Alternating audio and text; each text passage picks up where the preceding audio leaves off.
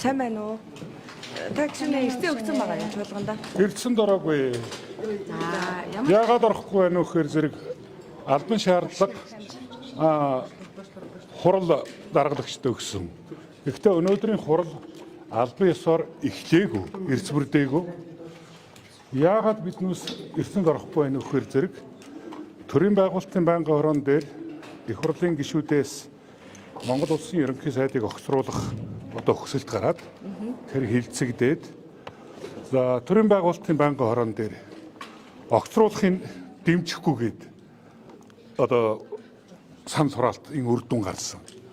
Гэтэл хурал даргалах гэж байгаа хүмүүс маань төрийн байгуулалтын байнгын хорооныхоо саналаар сан сураалт явуулнаа гэдэг ийм зүйл ярьсан.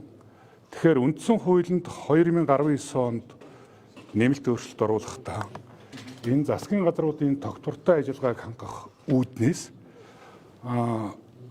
ерөнхий сайдыг огцруулах асуудлыг нарийн процессорж заасан.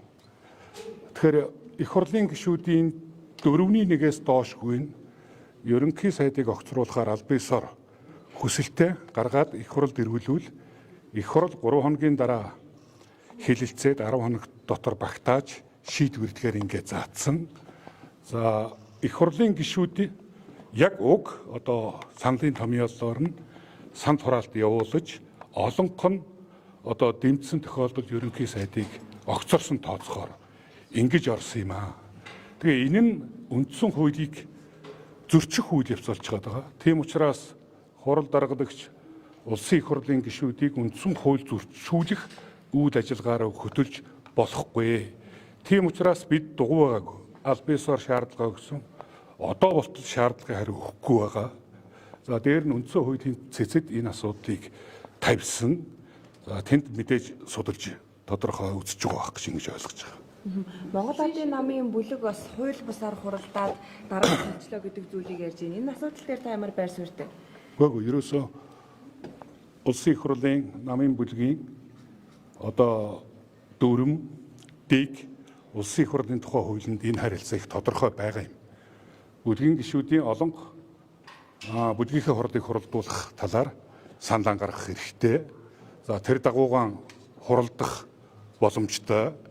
За яг энэ дагуугаан хуралдаж асуудлуудаа ярьсан гэдгийг хэлмээр байна. Тэгэхээр албан ёсоор даргалсан гэсэн үг үү? Бүлгийн гишүүний хувьд дүрмийн дагуу би дарга байгаа л гэдэг зүйлийг ярьж байгаа шүү дээ. Их хурлын 36 гишүүн бүлгийн гэсэн үг шүү дээ. 36 гишүүн хуралдаад 35 дэмжсэн. За албан ёсоор энэ шийдвэр баталгаажаад өнөөдөр улсын их хурлын дэд дарагт энэ шийдвэр өргөн баригдсан. Та хамгаа авсан уу? Аваагүй. Үндсэндээ процесс явж байна л гэсэн үг. Тэгж ойлгоо. Бэрхшээлтэй дөнгөж төрсөн гэдээ маш олон хүмүүсийн чуулганд өдрөөс хойш ингээд ирээд эхнээсээ яваад. Тэр нь байна шүү дээ. Энэ чуулганд ороогүй гишүүдийн буруу биш байхгүй юу?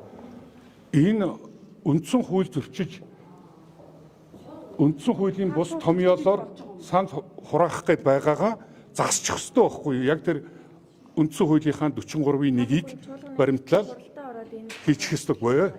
Бид хэд ерөөсөө энэ асуудлаа заснаа гэдэг албан шаардлагын хариу ирүүлчихвэл ороход би бэлэн байгаад байгаа юм чи бид хэд ийм л тодорхой хугацаанд шийдэх ёстой. Тэгэхээр маргааш хугацаанд мэдээж энэ чинь бол их хурл тэгжил таараа шүү дээ. Тэгэхээр би энэ улсуудыг бас энэ их хурлын гишүүдийн үндсэн хууль зөрчих үйл ажиллагаараа хөтлөөд байгаа юм аа болж яг тэр 43-1-д заасан үндэслэлээр саналын томьёолоо бэлтгээд сандаа хураах асуудлаа бид бүхэнд ирүүлэх байхаа. Тэгэхээр бид хуралдаа орно бэлэн байгаа гэж.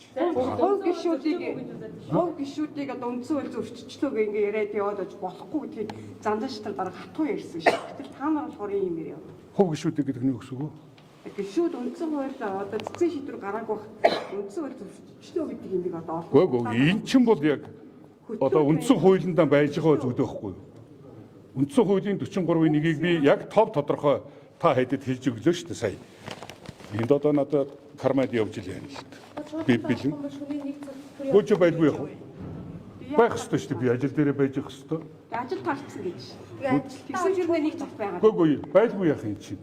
Энэ улсууд харин биднүүсийг үндсэн хууль зөрчихгүй л нөхцөл байдлыг бүрдүүлээд өгч хэлдэг. Тэгээ ороход бид Гишүүнээ. За юм байна. За баярлалаа.